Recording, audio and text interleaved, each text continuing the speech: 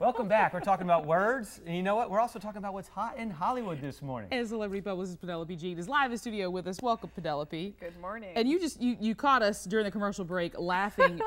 Unfortunately, we're laughing, but it's true. This is very serious. Donald Trump has announced that he will be running for president. He has announced Tell us about that. So he's saying that his official announcement will be tied in with the finale of Celebrity Apprentice. Oh, so, perfect. Of course, what has happened with this is now this announcement and the term Celebrity Apprentice is all over the internet in thousands and thousands and thousands of hits. So, and obviously, not bad timing.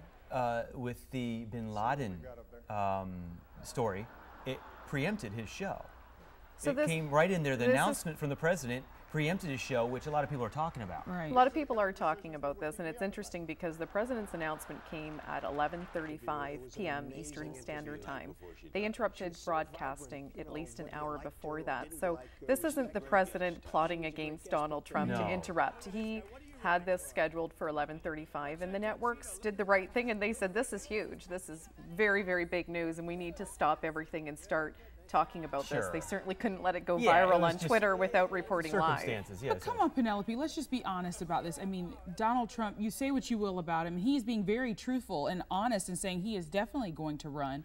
But I can't help but see him as the Donald and you're fired. I can't see past that. I mean, how do you think he's going to get past that? I think a lot of people are going to have that. Maybe that's what people like, yeah. True. It's kind of the catch-22 with him. On one hand, I like that he certainly has business smarts. He's earned his stripes in that area, and we can probably feel confident he would have some things to bring to the table with economic solutions. However, on the other hand, this is a man who's been like a bull in a china shop. He's been so politically incorrect over the years that he's really, you know, there's a lot of people that aren't necessarily Donald Trump's fans either, so we're going to see how that plays out. And right there, we just saw Melania. His wife, and we were talking about his third wife. Yeah, we were talking about how would she be. Let's say that he did get into office. How would she be as the first lady? This is my concern. Is she ready for that? My concern is that she's more of a liability for him than she is an asset. And a first lady really should be a person who has a service mind, has a service heart. And Melania has been, well, she's a Sports Illustrated swimsuit model. She's also posed nude for British GQ. And I think that that's going to be a liability for him.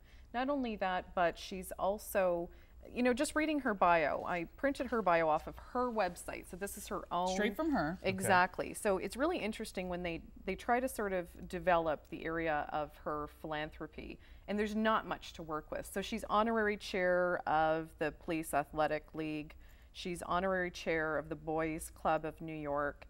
Honorary chair, we know what that means. She's not actually she doesn't do it, right. It's just she has her namesake to it. So she's not there, she's not putting in the hard work, she's not getting sort of dirty, so to speak. Which we're used to seeing now from our First Lady. Correct, and my favorite is this one. I mean, this one is just great. So she participated in the beginning of National Child Abuse Prevention Month by ringing the closing bell at NASDAQ.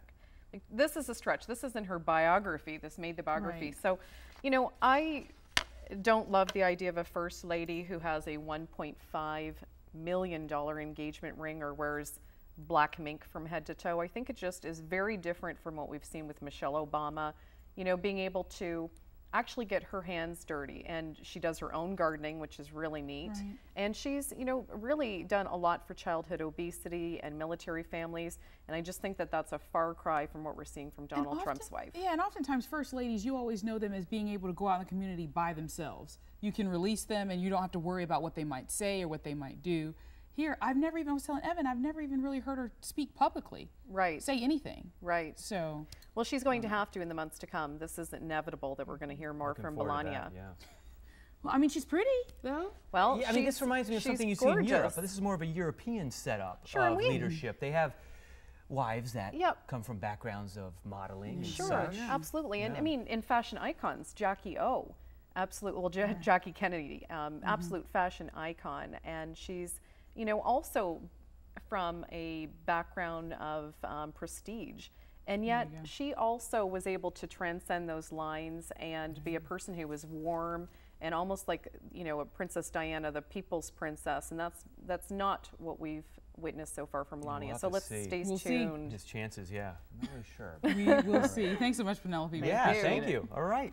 Well, volunteers with the Red Cross have left the Lowcountry to help with the devastation left across the South due to the recent storms. We're talking to leaders with the Red Cross when we return.